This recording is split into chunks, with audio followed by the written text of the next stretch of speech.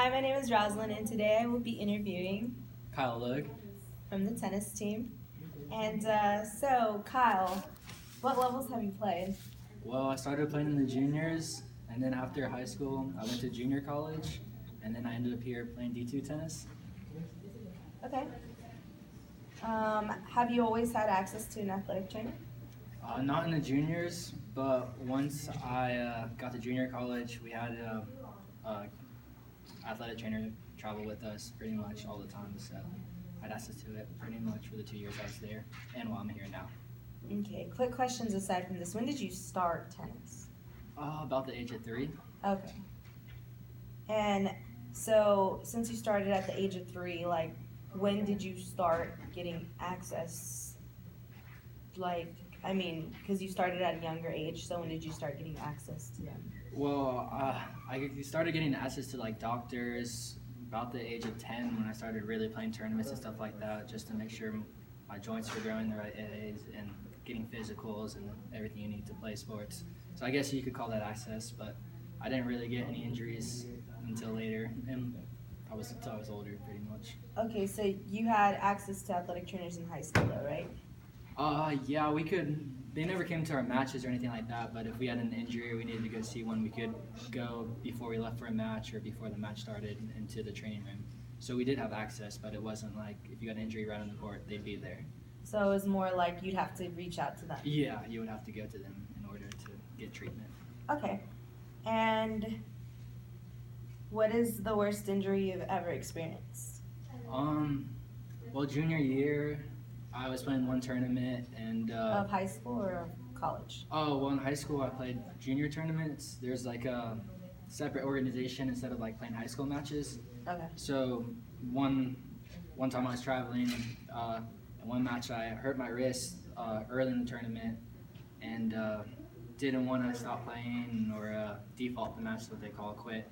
So I played all the way until the finals, and I just really tore up my wrist and tore some ligaments and stuff like that, and kept playing on it for about another 2 months. Took, I think, a cortisone shot, and about senior year I had to get surgery. Okay. Who helped you recover, and how long did it take? Well, first when I had surgery, the doctor was the one who, went in there and fixed everything, and I was out for 6 months. I didn't do anything like any like physical therapy or anything. I was in a cast until I would say 8 months. The 2 months I still couldn't hold a tennis racket, and then I started doing like weight exercises and the stretch band, whatever it's called. The stress ball? Yeah, the stress ball to strengthen it, but it didn't really help until probably my sophomore year of junior college when I started really getting stronger with it, but it still bothers me today. Okay. How did your injury affect your playing career? I think it really slowed me down. I was kind of like a how do I say this, big name back when I was in juniors. So they all imagined me going to D1, and I had some D1 offers until I got injured and had to take all that time off. And when I came back, nobody wanted to take the risk on me. So I'd end up going to junior college, and in junior college I didn't have the results that I wanted, so I had to go now to D2, but I don't regret any of it. I still enjoyed the experience, so it's been good.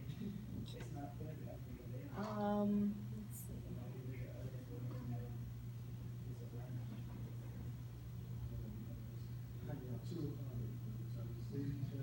I already asked you how did your injury affect your playing career, right? That's what I just asked you. Sorry, camera shy a little bit too. But okay. So how did your injury affect you psychologically?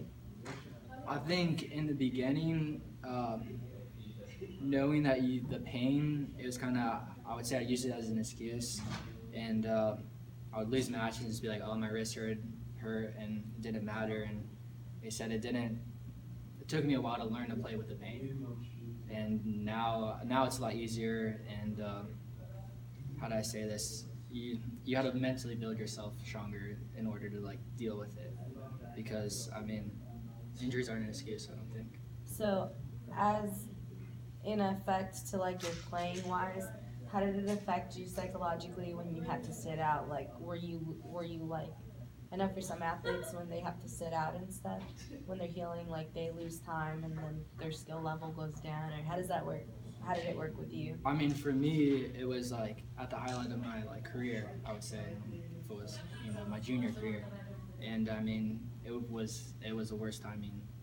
Like I said, I was supposed to play D1 tennis, and then when you get hurt and you have to take time off, and then you expect to come back and be the best again, and you're not.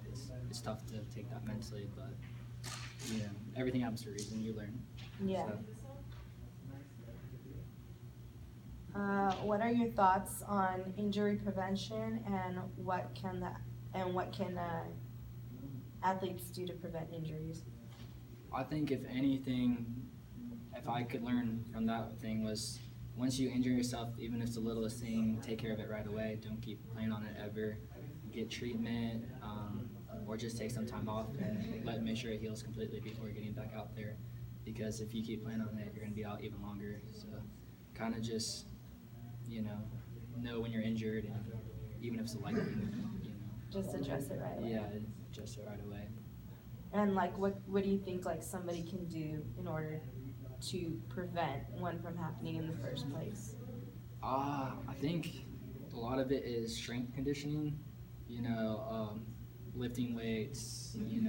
Doing. I know this sounds terrible for tennis players. Wrist curls, gaining because there is muscles in your wrist that you make stronger. It can help you prevent injury. So really, just not just playing the sport, get better physically in every aspect of it. Muscle, cardio, everything.